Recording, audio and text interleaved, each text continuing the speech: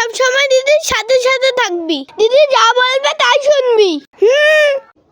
কি মজা। মা তাহলে দিদিকে বলে ওর ফোনটা আমাকে দিতে। হ্যাঁ, আমি তোকে ফোন দেই আর তুই ফোন দেখতে দেখতে ফোনের ভিতরে ঢুকে যা, আর আমি ওয়াটার করতে করতে পটল তুলি নাকি? ফোন নিবি না তাহলে তোর কোনো কাজও করে দিব না।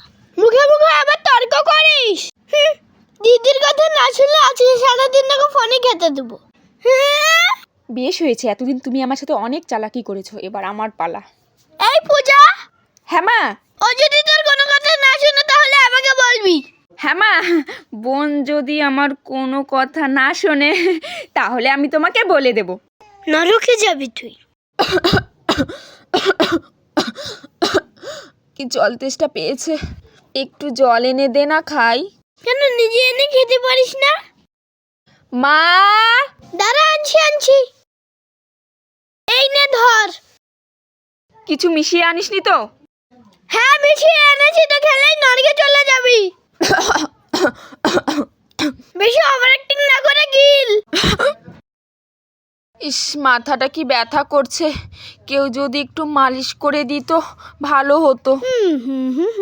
বোন, আমার মাথাটা খুব ব্যথা করছে রে। তো আমি কি করব, মাথার জন্য নাচবো? না না, নাচতে হবে না, একটু মালিশ করে দিলেই হবে।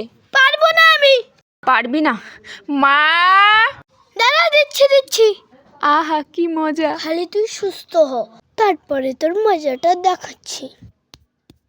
মাথা ঠাসা হয়ে গেলে একটু হাত আর পাটাও টিপে দিস না। আর গলাটা? মা, দিচ্ছি তো, আবার মাকে ডাকার কি আছে? এতদিন আমাকে অনেক জ্বালিয়েছো, এখন আমার সেবা করো।